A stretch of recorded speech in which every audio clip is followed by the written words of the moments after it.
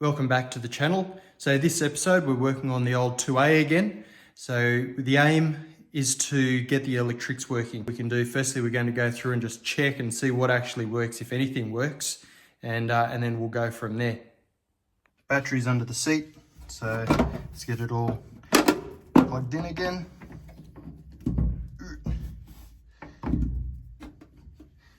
Now I had to work out what all of these switches do. So wiper, let's try that. They say that Lucas invented the intermittent wipers.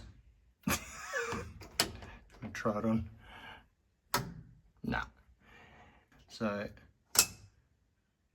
I'm assuming that's Parker's. There's no Parker's. Maybe on the back. Nope. Let's try the other side. Nope.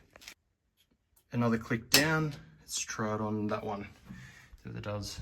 Oh yeah, okay. So the headlights don't work, but the Parkers work. So I'm guessing they're the side lamps and the back. It's a bit tricky to tell in the sun. No, that one's not going. Oh, but I reckon that one is going. Righto, next we'll try the blinkies. See if they do anything. And our blinky switch. No, it's not even a click coming out of this thing.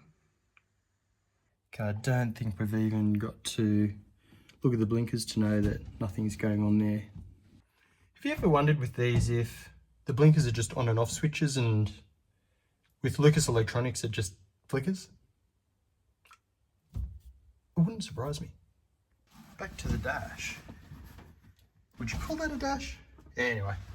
Back to the dash, it's got fuel pump. That seems to work on fuel pump 1. I don't think there's a fuel pump number 2. Anyway, the fuel pump seems to work. Even though it's got the 202 in it, the 202 really just has the diaphragm pump on it. But that pump which is in there, I might be able to use like as a priming pump, because the diaphragm pump on the motor, if it doesn't have fuel in it, it won't suck the fuel through. Try the panel lights. I think that's the lights that are meant to be behind here.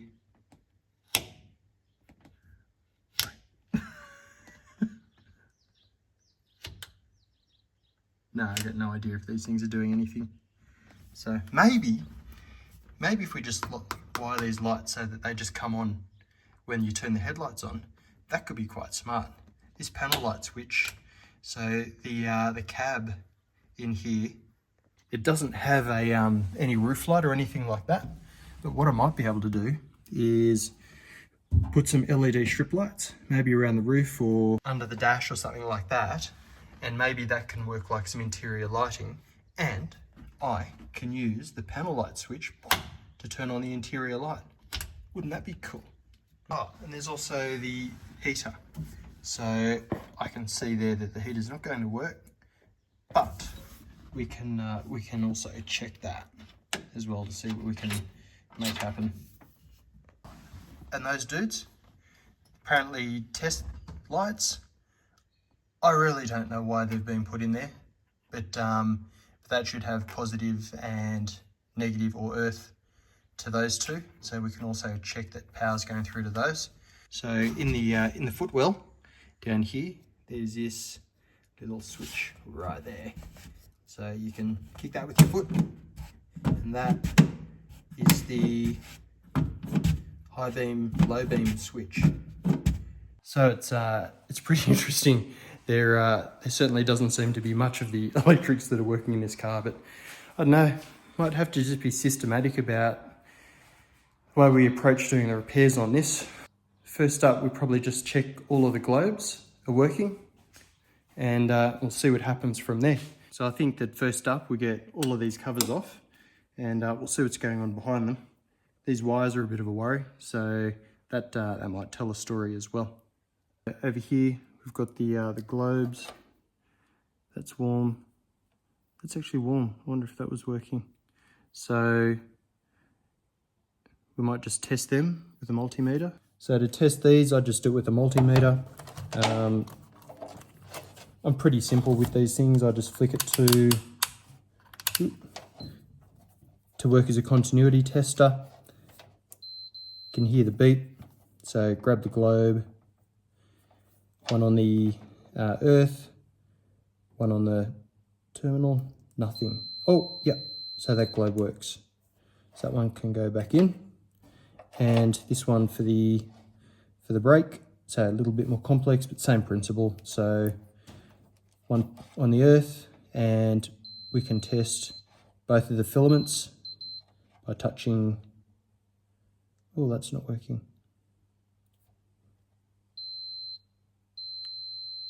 So both of those are working, but what we can see there is that that's got a bit of corrosion going on, and I suspect that, as we've just found with the multimeter, that's probably causing problems. So that one, although it tests good, probably may not be so good. Righto, so just got a new globe. It's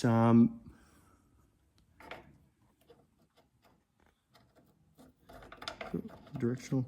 So that's gone back in.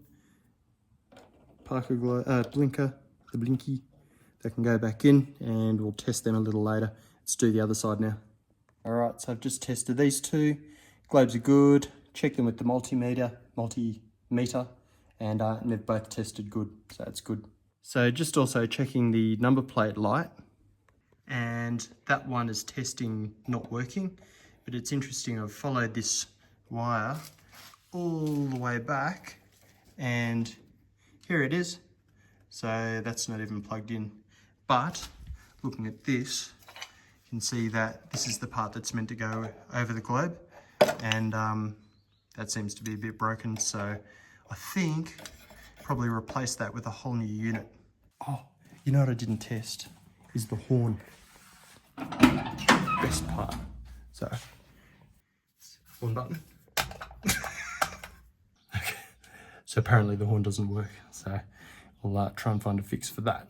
It's interesting, when I went to the shop to buy the globes, the guy just looked at the sample and it was all black on the inside. And as soon as he saw that, the first thing he said was, "You get a bad earth." So I've printed off the electrical diagrams just to try and get a bit of an understanding of what's actually going on, and that'll help me to find all of the circuits and what's actually gone wrong there. So I printed just the wiring diagram onto A3 and blew it up even more so that I could get better detail. But again, trying to work out what all of these various things are. I mean, I know they're lights, but don't know which light in the car they are.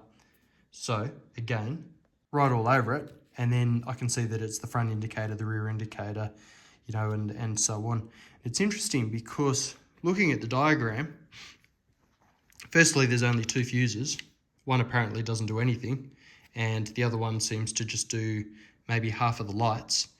But you can see as a graphic that things have been grouped, and so it's almost like we've got a group of items which are over here, and they tend to be or some of the lights. So those lights will work at all times. And over on this side, so we've got a group here, which is all provided power through a fuse, this fuse here, and that is things like so we've got the fuel gauge, stop lights. So the stop lights won't work. That's the fuse going. Wiper motor, front indicator, and so on. So up here, so we've got the engine running parts as well, and this is all of the battery starter motor, solenoid and starter motor, and so on. It's the switch. Right, so it'll be interesting to highlight the circuits which are working and to see if we can find any patterns. So I've just highlighted the ones that are the circuits that are working.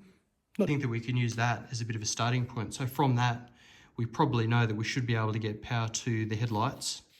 This power's coming through. We should be able to get power to the tail lamps and the panel lights on the dash, hopefully, if the switch is working.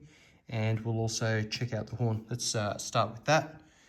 Okay, so for the headlights, we might start there, and we'll just see how we go. So we've got to start somewhere. So let's try out that point. I've seen that there's some wiring which is in the grille, so we might start there. It might be a good point to start checking that out. So see that wiring through there and across across here as well. So that's all been interfered with. And actually, while we've got that grill off, we can probably test the horn as well. Because you only live once, what I'm going to do is just turn on the headlights, and as I check the wiring, I can probably see straight away if the lights come on or not. Turn the lights on. Now you can see all this wiring that has been interfered with when the engine was being put back in. So something just cracked then. My feeling is that it hopefully will have something to do with these in here. So we'll see how we go. Hit that, that's cracking, something's going on. That's actually quite loose. She might just... So that's a earth. So that earth should actually be common to both, I'm sure that just arced again. That should be common to both wings, the lights on both wings. So there, it did arc. Let's just tighten that up. It's quite surprising that there would even be something like this just hanging out down here. So, all right, so that's, oh, check this. Okay, so now, look at headlights going. I'd be really happy if all of these repairs were as simple as that. That was just a loose earth wire.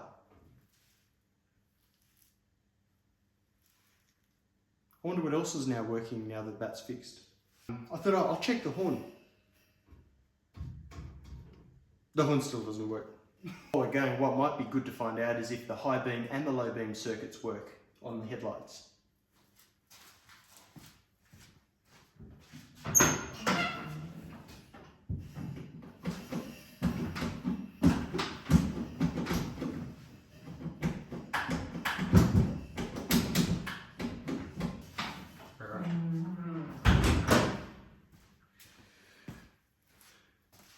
So what I can see there is that the high beam and the low beam circuits work on the headlights, but the switch is really dicky. You've got to give it a lot of doot, doot, doot, doot, a lot of love to try and make it switch between the two. So I think even though the switch works, very intermittent, probably Lucas, that'll probably need replacing as well. Now if we whip around to the back of the car, what we can also see now is that the brake light is working, sorry, the parker light is working, and it's still working on that side. That side looks a fair bit brighter though. Here's my sweet princess. She's wondering how long I'm going to be working on the car for. Bit cranky. A few more things to mark off on this. And it's good because we can see now that that whole light area is working. It's good to try the panel lights and check the horn, and that hopefully will sort out that side of the wiring diagram. For the horn, I've gone through with the multimeter and done a whole lot of tests, the multimeter, and done a whole lot of tests, checking for voltage. And so earth, it's interesting because the way the horn works is that it's always got power, and then when you hit the button, it just earths the horn. So it should work, that if you just earth the horn, it works. Anyway, that test doesn't work, so we'll try a different horn in it and see how that works. I've just pulled that out of a parts car that I've got in the shed. So over here, it's out of a Discovery 1. It's an old car. I'm not sort of really sure if the horn's going to work, but we can use it as a bit of a test anyway and see what happens. I've just unplugged the wires to the original horn. I've plugged it into this other horn. We'll hit the button and we'll see what happens. And you know what happens? Nothing. So with the multimeter, what we'll do is we'll just see if we're actually getting current through. So I can pick up the earth here, and hopefully in one of these, we will see 12 volts, and there we are. So we're seeing, yep, so we've got about 12 volts in that, so that we know that power is getting to the horn. So the next thing we can do is check that. We're getting continuity, so back to the earth. Need the button pressed on the horn for that to work.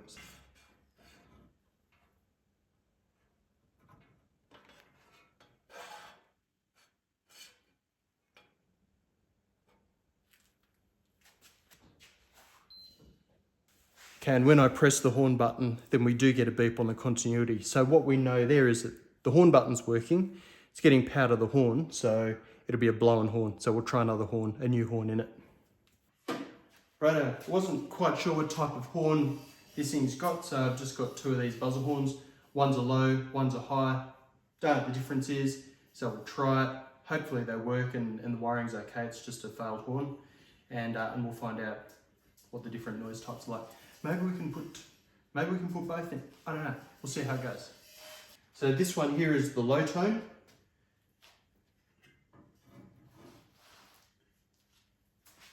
We'll see how it goes.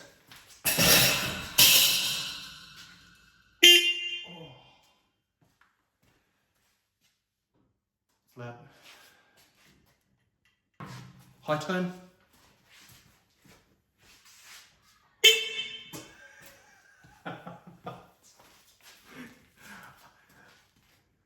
So they're pretty cool, much higher than I thought. When we put them in, we'll see if we can get them both in together and we'll wire them up. It's good the horn works. Last thing on that circuit, on that side of the wiring diagram, is these test circuits in the dash. So we might just give them a test and see if they're working as well, see if we can get a voltage out of them. I've just set up the multimeter and see if we can jam one of those in there, one of those in there.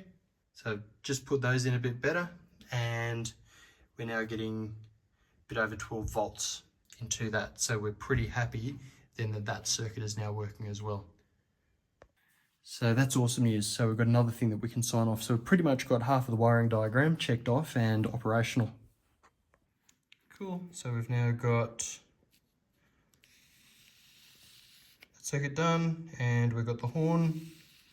So we're able to get that done. So I just need to actually do an installation on the horn.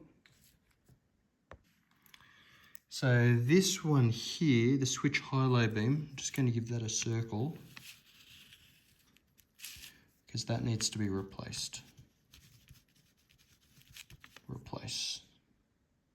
Now it's interesting because when we look at the diagram, so we can see that so much of this already works, and I've just filled in a bit more of the highlighting to say that stuff works. We'll check this out when it gets a bit darker and I can actually see the faint dash lights. But over here we've got an entire block that is not working.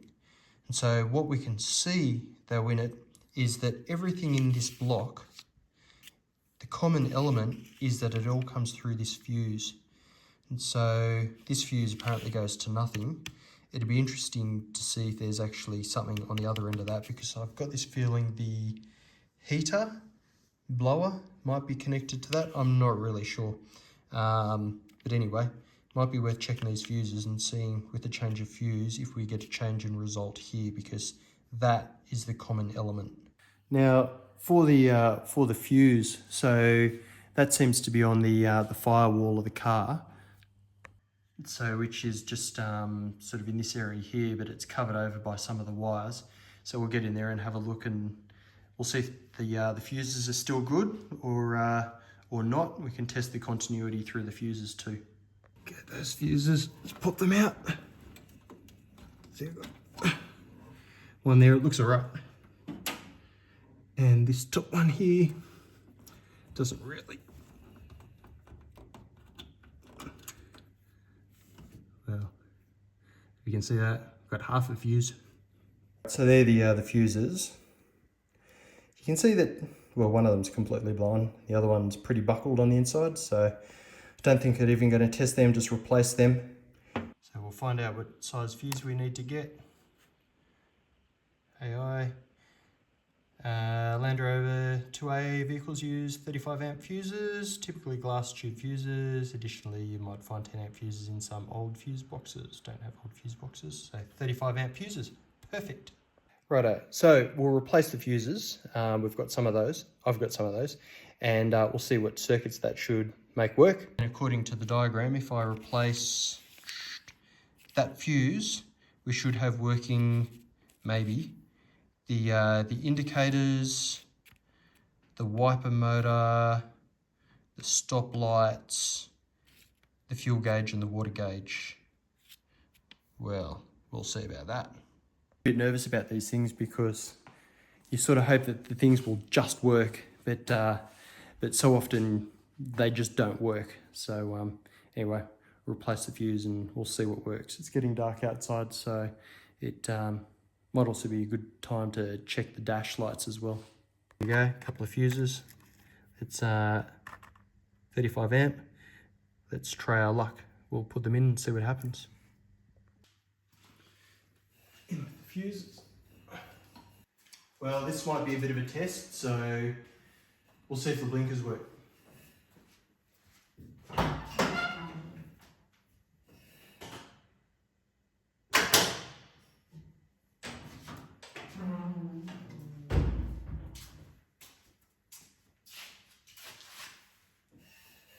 The blinkers don't work.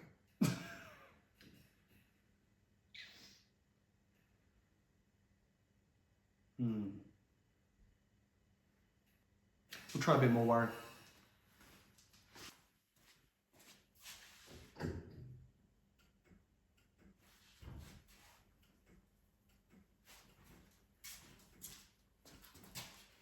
You know, after a heap of faffing, blinkers are now working. I'm actually not sure what I have done to make these things start to work. So I think that's part of the mystery of Land Rovers. But if they stop, I'm not quite sure how I'm going to get them started again. See if the back one works too. So, yep. And we're on. We'll try the other side. Look at this for cool. I never knew that the blinkers had the little blinker on the inside as well. So try the other side. Blinker light staying on. That's not good. So we've got nothing on the front and nothing on the rear. So I just took the globe cover off, and not having a globe in there might have something to do with it. Bizarre things. So just put another globe in. And so we're straight into it. So that cover can go back on again.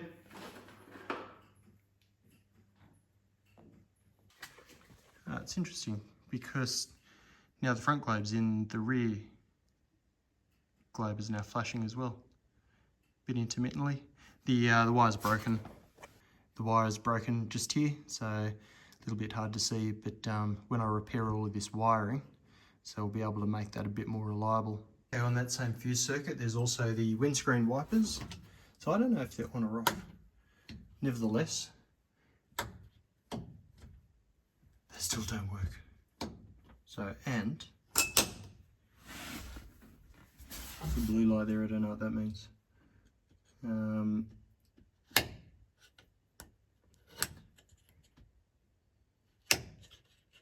I can't see any dash lights coming on either. Nevertheless, we've made some pretty good progress so far. So, and on this, we now know that the fuse works, and all of this indicator circuit now works. Still to go. Panel lights, so the dash lights, I think they are. So the wipers don't work. Stop lights, dash gauges.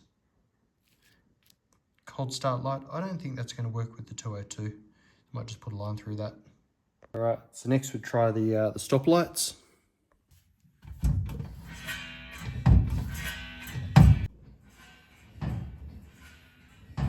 That's perfect, they both work. I genuinely was not expecting that, so, oh well, that's really good. Back to the wiring diagram, and you can mark that off. That off. Done. Here we go. So now it's dark. You can see that the panel lights work, but that light switch is pretty intermittent. And sometimes it comes on, but not always. So I think that switch is probably going to need replacement. Back to the wiring diagram. So what we can see is the panel lights work. However, the switch needs to replace. And the horn.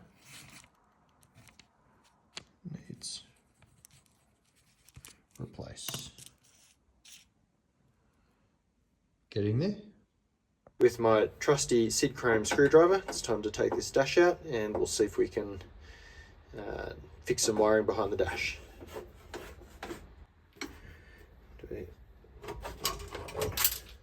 Oop, bolt's falling out.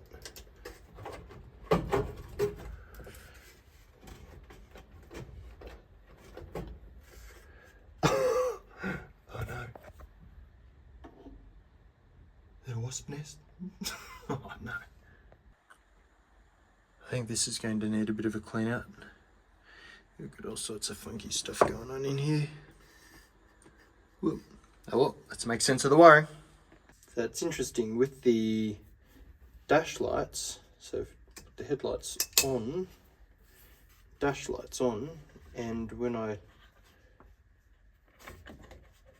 fiddle with the back you can see that turns on and off. So it looks like the switch in there is dicky, so that'll need a new switch. And actually, to be honest, I think the panel light switch, the side lights or headlight switch, and the wiper switch will all need replacing, and so that's probably an order out of the UK or something like that.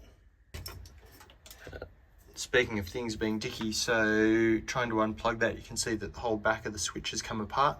I could feel that that was loose already.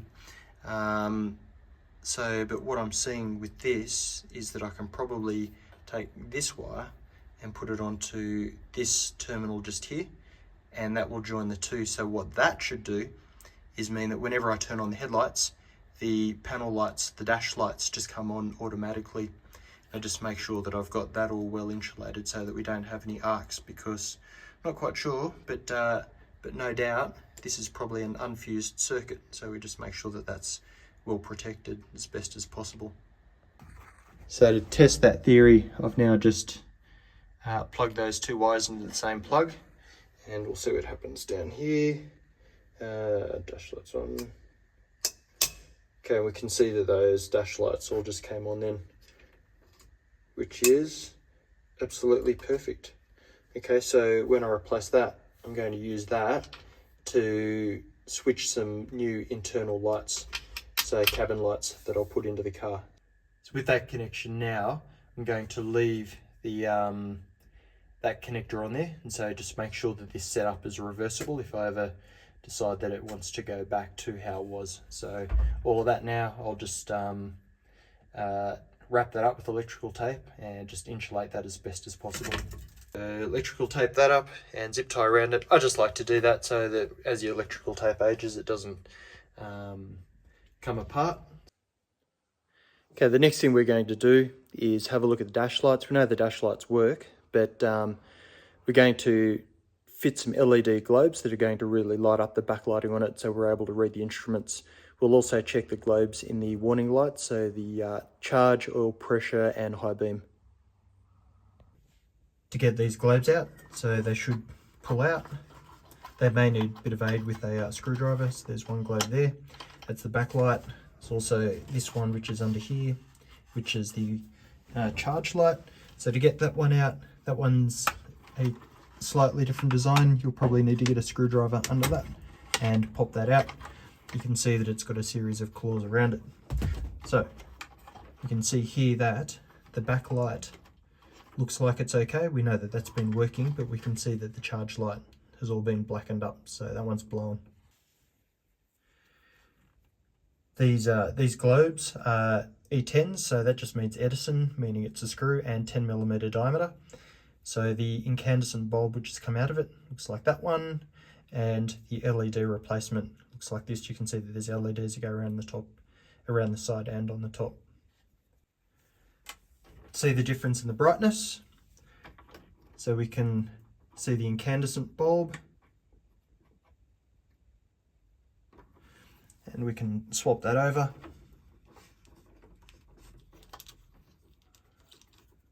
And compare that to the LED.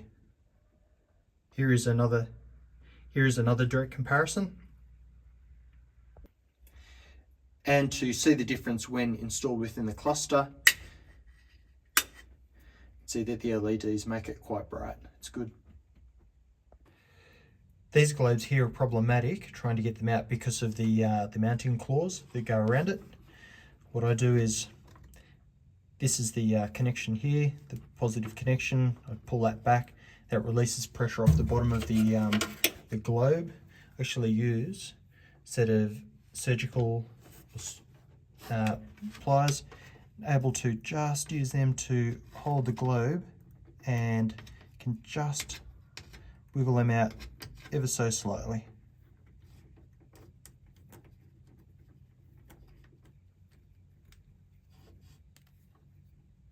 Now to test the charge light, so turn the ignition on and that's now working perfect. Now I've got all of the dash lights working.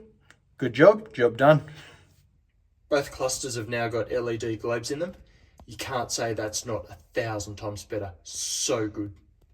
So I thought, oh well, while I'm in the cabin here, I'll have a look at the heater as well and just see if I can get that going. So the wires have been snipped in it. Not sure if it works either, but I will look to rejoin the wires. Be good also just to test the circuit first as well to see if power's going through that. And I've just got the multimeter in here to do that. So I've just put the multimeter onto the wires coming out of the switch. It's interesting because we're getting 3 volts through the system when the system's turned off. We turn the system on and it jumps up to 11.4 volts. Turn it off and it goes down to, we're 2.9 volts. Turn the car off and it goes to 0 volts. So I'm not quite sure why. I'd be interested to know why that would still have 3 volts running through it when the fan is turned off. So I don't know if there's something else in the system that draws power or if it needs to have that trickle of power. I can't imagine it. Anyway, so down here I've just loosely joined these wires together, and so we'll just check that it works first, and we'll also check that it's blowing in the right direction. So turn it on so we can hear that that's going. It seems to be blowing air out. I can see air blowing out from here, which is good. So that must be the way it needs to go back together.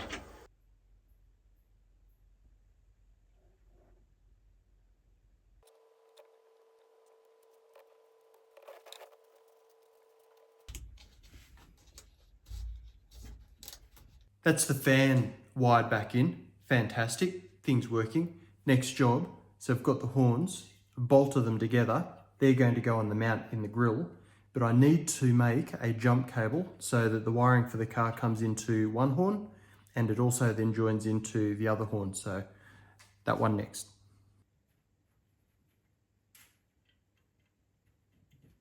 Hopefully we'll have some success.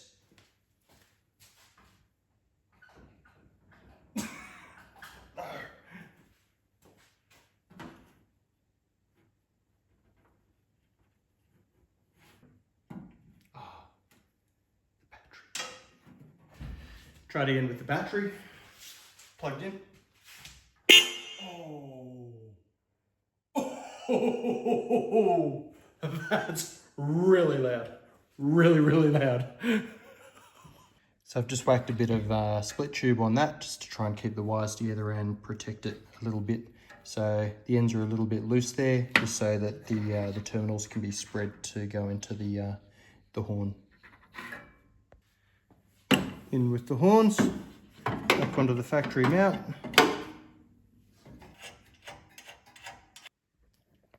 Pretty happy with how the horns have gone in. So they've all sat in that mount quite nicely. They only just fit. So we'll see what it sounds like.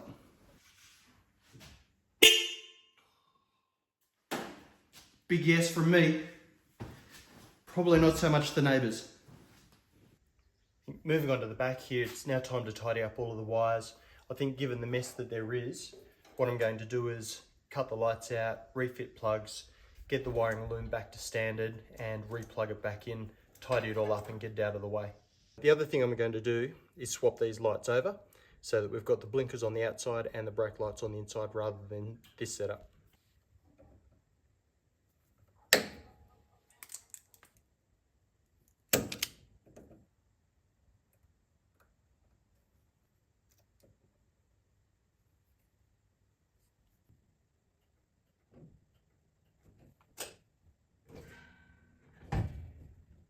New day, back into it. So we'll have a look at the windscreen wipers this time. They're not working. We'll see if we can get them to go. Not really sure where the problem is, but we'll try the switches over here, and we'll try the motor witches in here and see how we go. Now we've got it all open. We'll test the wiring to see if that's okay, and then we can work out from there whether it's a motor problem or a switch problem. So from here we can pull the plug and we can check these wires. So we'll check the earth, which is good. Check the brown,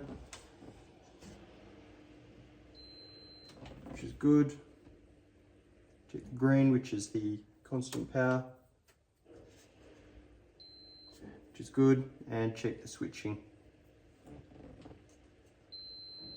which is also good.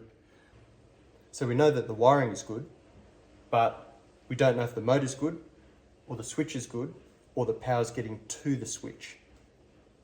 Something interesting about the switch is that when I flick them up and down, see that the wiper switch makes no noise. Now if we compare that to the headlight switch, where it makes quite a click, my feeling is that that switch is not actually switching internally, and that's similar to what's happened in the failure of the headlight switch, the panel light switch. So we might just test whether that switch is working as well. I think it's not. So we can test power to the switch. We've got a power source here that we know works, and we can check where it should come in, and we can see that power is getting to the switch. Okay. Next thing that we can check is that power is coming across the switch. So if we test on that power source up to here, we're not getting anything. Okay, the switch is not switching on that side, and it is switching on that side. So it sounds like we've got a failure of the switch over on this side. Hopefully it's just a simple switch change. In fact, I think what I might do is actually change all of the switches in that dash, because what we're seeing is a whole lot of unreliability which is going on. So I've been down to the shops, I've ordered some new parts, so they've come in. What I've done is gone to genuine Lucas components. So although Lucas don't really have the best name in electronics, it'd be good to put original type parts back in rather than copy parts, and hopefully we get a bit more longevity out of it. Although Lucas doesn't have a good name, it's probably better than some generic part that is still half the quality of what a Lucas product is. So it'd be nice to try and keep it as original as possible, and so these products will help us to do it. In replacing the switches, all I'm going to do firstly is just pull the plugs off the original switch, plug them into the new switch, and then that'll make sure that I have, hopefully, everything going into the right places. Then with this magnitude of switching, we don't have any issues as we're going. Actually, that might even be a good time to test whether that switch replacement has done the trick for the wipers. Try power on. Oh, here we go. Now the windscreen wipers work. Oh, they're rough. Gotta say, I'm really pleased with that. So these switches have got these funny rings on them that need a special tool to try and get them off with the two slots. And so what I found out is that the easiest way to probably undo them is just with a set of circlip pliers. That'll do the trick. And it will release. Okay.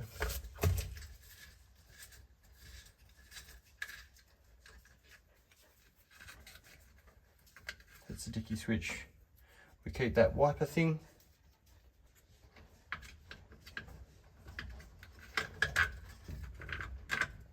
The switch goes in.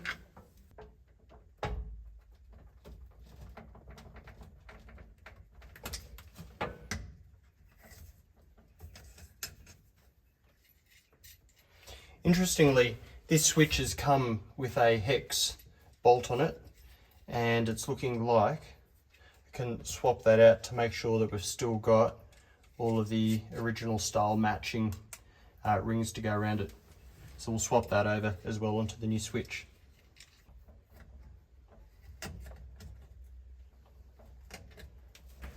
And done. Deck of new switches, looking good. Back to signing off the electrical circuit, and it's looking like we're pretty much done. And last bit of the puzzle.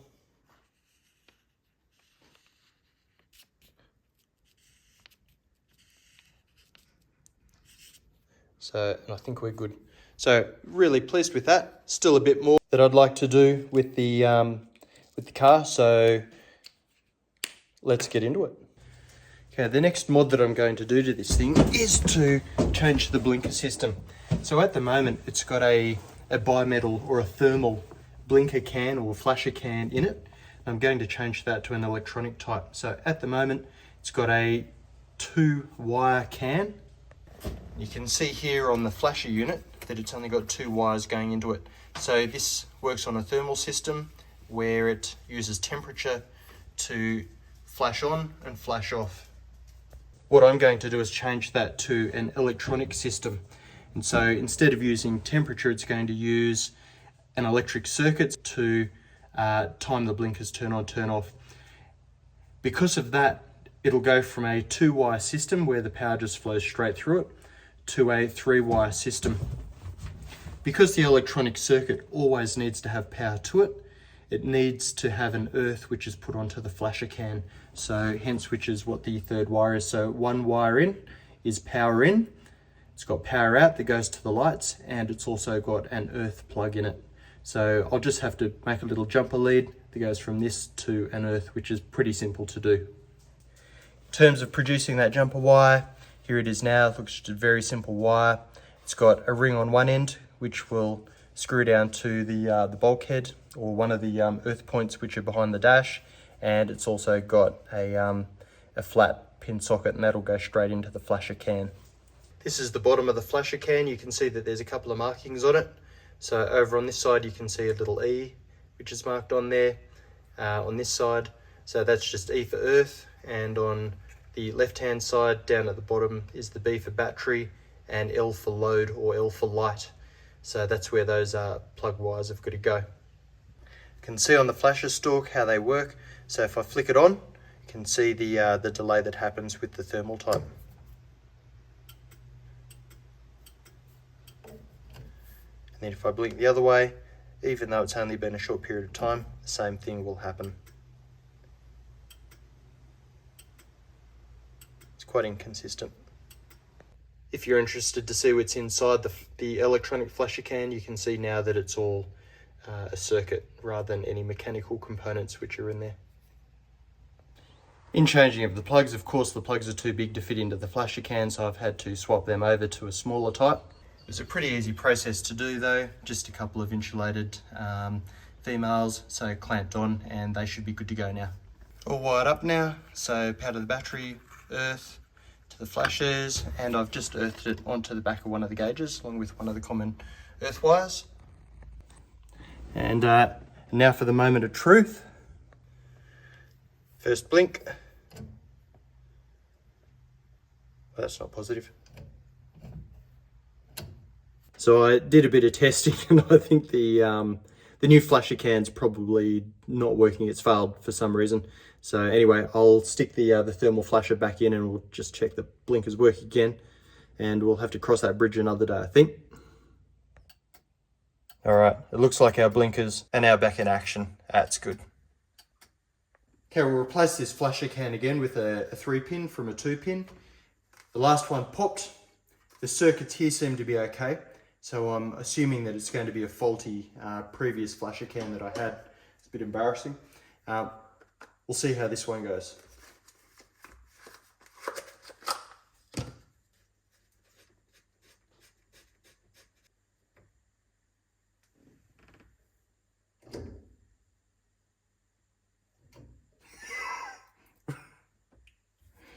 We'll try plugging the battery in. All right, this will be the moment of truth.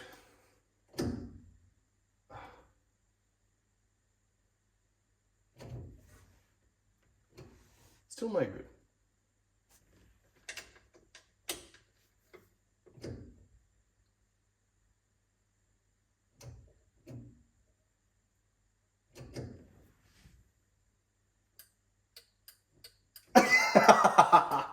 Okay, it works.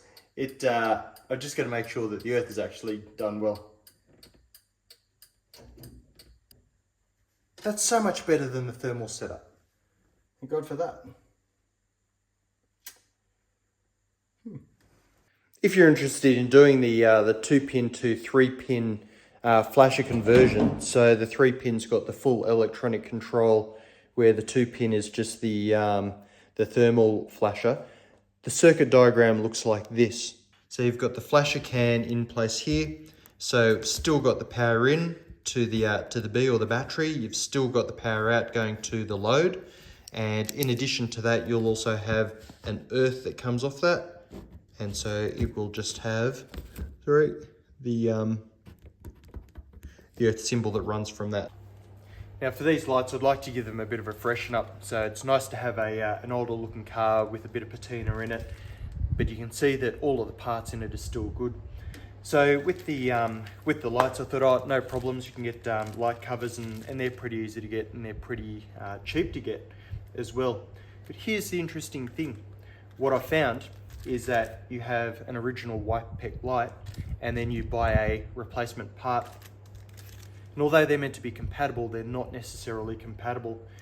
When you take the screws out of this and you try to put them into the new covers, the screws are not long enough. And so if you buy these cheaper covers, you're also going to have to go and buy a set of longer, they're probably M3 by 0.7, I suspect, screws to be able to put the covers down. About 25 millimeters long, I think it was, or 35, might have been 35 millimeters long, is what's required for that. I wasn't particularly happy with that, and I think that in hindsight, you're probably actually better off just buying an original YPEG light replacement. That's exactly what I've done. It keeps coming back all the time too. When you buy a cheap part, a cheap replacement part, it never seems to work. There always seems to be a problem with it. These round YPEG lights, wanted to replace these as well. I've searched high and low and have not been able to find ones exactly the same as this, so which has got the full red all the way around it. You can get ones that have got a little number plate clear window underneath it, so that when you turn the parkers on, the number plate gets illuminated. These are not like that. Trying to get ones that are like these, near impossible. I had bought a replacement round type light, thinking, or dome type light, to replace it, thinking, oh well, you know, that's just the way it's going to be, I'll have to fit this. But as I've looked at the parts and I've had a bit of a head scratch, I think this is actually what the vehicle's like, and I think that I can probably clean these up and keep using these, and they should hopefully be all right. Particularly if there's new blinker lights, and likewise on the front, it'll still look like it's pretty well put together. So in here we've got a box full of the replica parts, and in this box, so I've now had turn up the original YPEG type lights. So if we pull one of those out, we can have a look, and we can have a look at the different heights that are there. And so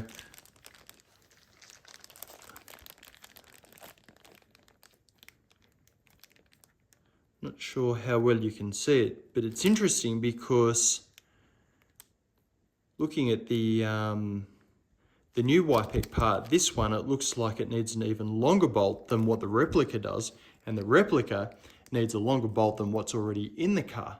So now this is getting all a little bit confusing.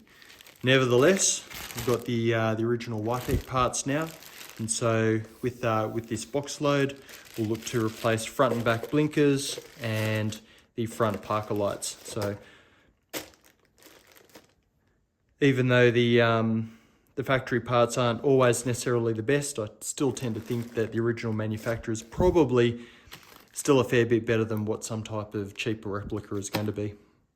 But something which is interesting is if we compare the original lights, which are 55 years old or something like that, we can see that all of the rubber work around here is still in reasonably good nick. Now, considering that this thing hasn't really been looked after, it used to be a business vehicle, it then had life on the farm, and you know, sort of it's been exposed to sun probably a lot of its time. It's always, it hasn't even really been shedded when I've had it, but we've got a little bit of cracking which is going on down here, but the lenses are still largely intact. There's a bit of cracking in that as well. The rubber is completely intact.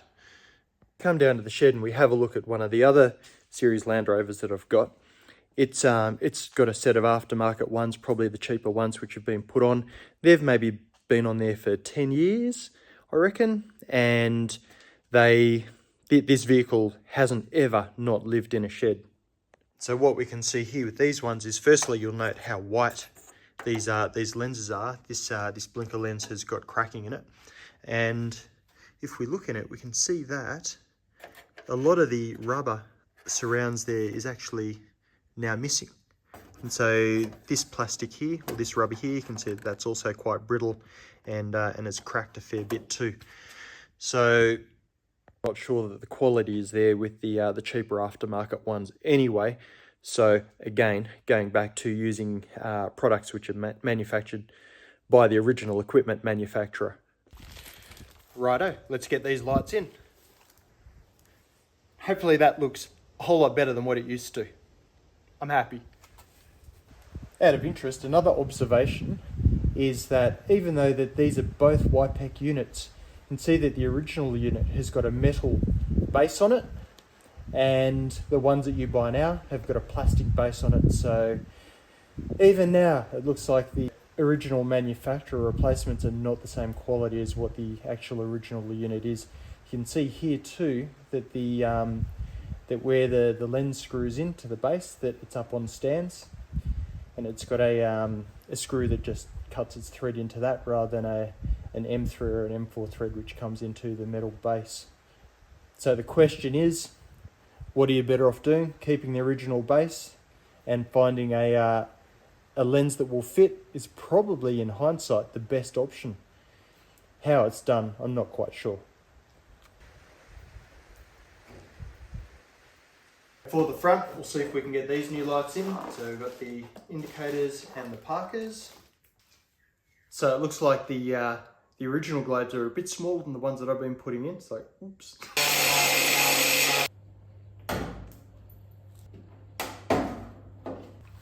So it turns out the quickest way to get these old bolts out, they're just about impossible. They're rusted in after 55 years. Hit the heads with an angle grinder, boom, 2 seconds, they're gone. The new blinkers and parker lights are in. They're looking good. We'll give them a test.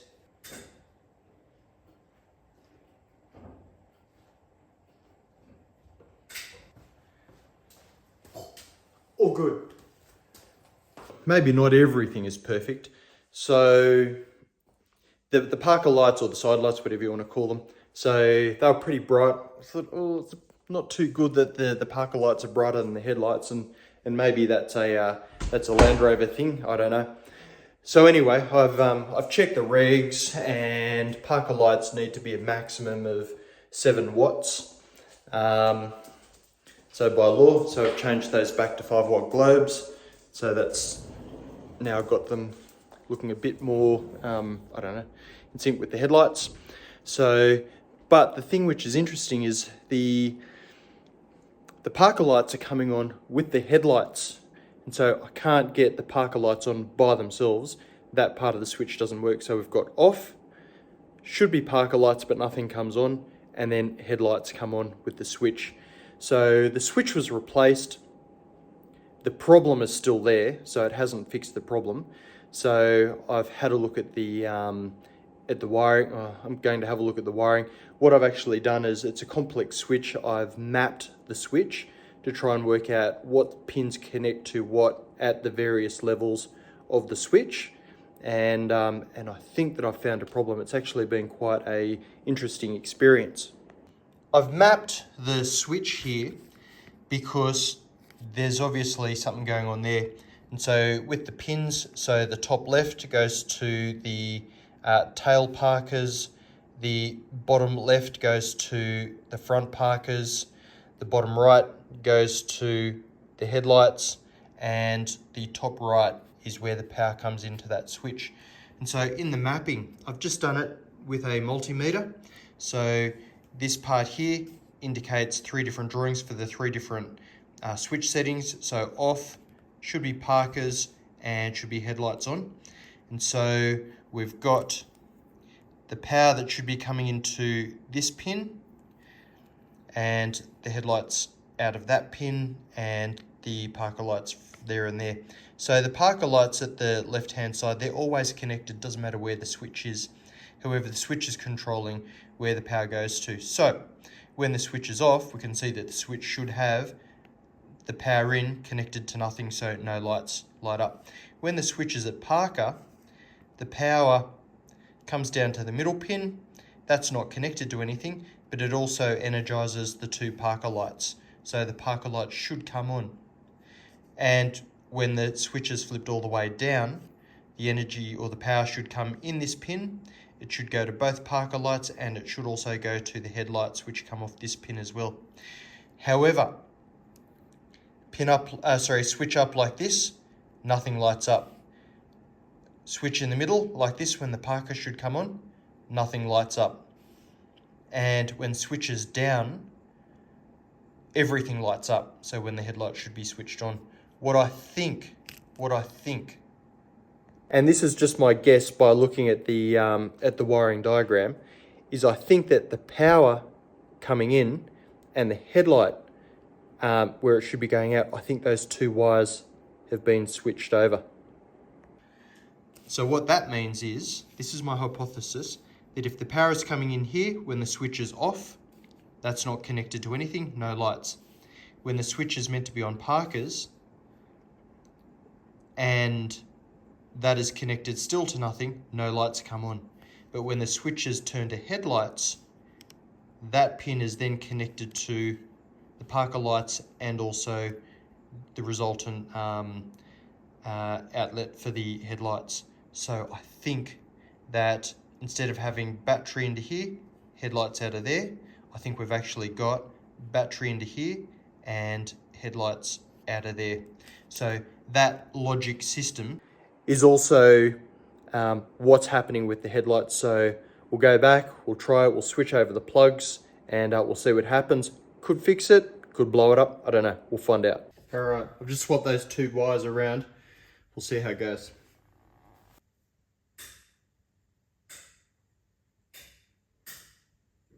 Well, that was a bit unexpected, but I think we're a little bit closer because we've now got something happening on the first switch, the parker light switch. It's just that the headlights are coming on. It looks to me like the wiring has got the headlights and the front parker lights switched around.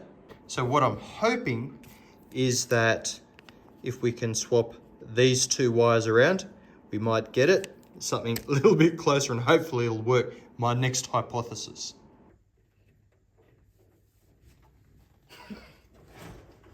All right, see how this one goes?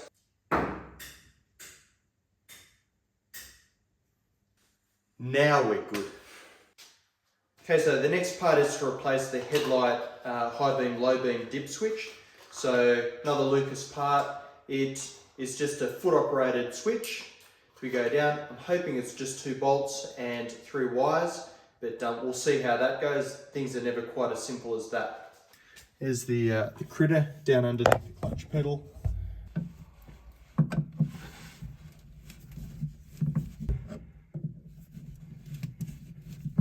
Well, I finally got the switch out. Of course, you need to have exceptionally long arms to be able to reach from the button all the way around outside of the car and then behind the firewall and hold the other end of the nut because it's not captive. Anyway, got it done. So got the 2 switches. You can see that the old switch and the new switch doesn't have the pins in the same spots. So of course we've now got to map out the switch and work out what connects to what and make it work from there. So for the first switch, I'm assuming that that's the common. So that connects to 1 pin, connects to the other pin. Okay, common, and it's either going to be high beam or low beam or vice versa. And so for this one, it looks like that's the common, high beam, low beam or vice versa.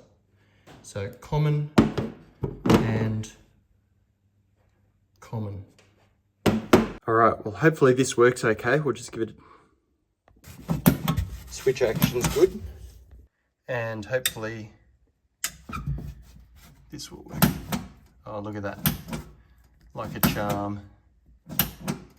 Okay, so the next and the last step is going to be to do the interior light. Okay, so what I'm thinking is, panel light here is the switch, underneath here. So stick them up, wire into here, into switch, good to go. It's the plan. The LED lights we're using are these types. They're just from the local auto store. So it comes on a reel. They've got self-adhesive backing on them. You can cut it. The start and the end is wired, so we can just cut the middle bit out to suit, and go from there. Righto, so the light we're going to pull through, find the nearest cut point, which is right there. Snippers. Hope we've got it right. Too late now. So that light there will get stuck up underneath here and it'll illuminate the glove box. Do the same on the other side. Okay, same thing here. Going to measure, snip, and that'll be the light for this side. Okay, so what I've done with these the LED strips now is I have wired them together with a set of wires. So just soldered and heat shrink to join them up. So in one of the joins, what I've also done is just spliced in also into the joint these additional 2 wires. So these wires will go to the powered switch for this one, focus, and this one will go to the earth. With the LED strip lights, you've got to be careful with them in the way that you wire them up. They are an LED, stands for light emitting diode, and a diode, the properties of a diode is it will only allow power to flow through in one direction. So if you wire it up backwards, it's not like a normal globe that will still work. An LED will only work with the power flowing through it in one direction. If you try and reverse it, the LED will stop the power from going through. So have to get the red to the red and the black to the black and you should be okay. I think the easiest place to run these lights is going to be up at the front here. So I'm going to clean this. I'll just use window cleaner. So a bit of spray and wipe because it doesn't leave residue. So the LED lights up into the back here. Okay, now I need to get power to the switch to turn the lights on. I'll just pick up a constant power source, probably off the headlight. If we have a look in here, what I'll do is I'll make a jump wire that will go from that terminal, which is constant power, across to the back of the interior light switch, which is here. This plug goes off to the lights, and this is one of the earths. Okay, so here we go, little jump cable. Hopefully this will do the trick. We'll see.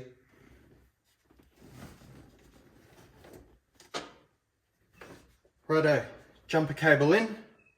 Moment of truth. We're done. All right.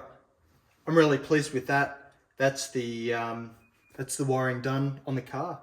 So top to tail, I'm really happy. Everything's now working. Good to go. Well, the electrics are good to go.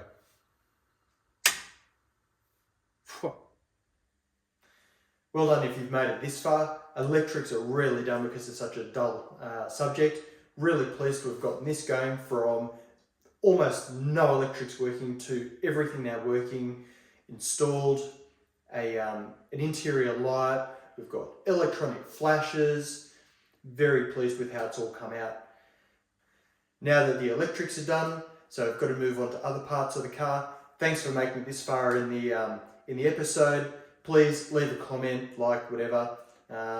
So I'd be really pleased to read anything that you write, and I'll see you for the next one.